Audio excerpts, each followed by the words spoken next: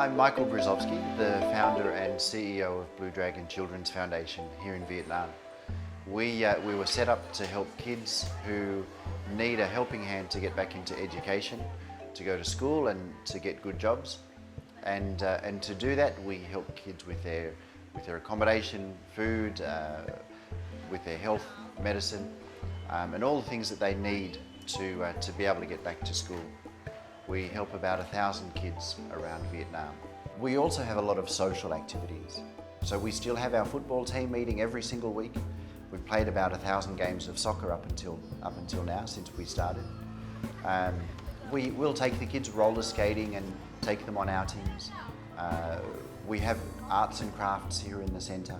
The kids can learn music and dance. They can do just about anything. We want to find their interest and then help them to enjoy life. When we first started setting up in 2003, there were a lot of street kids all around the streets. They were very, very visible. Kids shining shoes, selling postcards, selling chewing gum.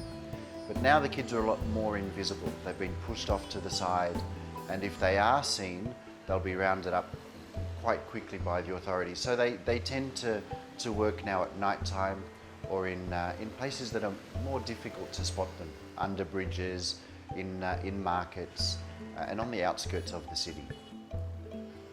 When the kids were more working out in the open, they were a lot easier to reach, and also they were a little bit more protected.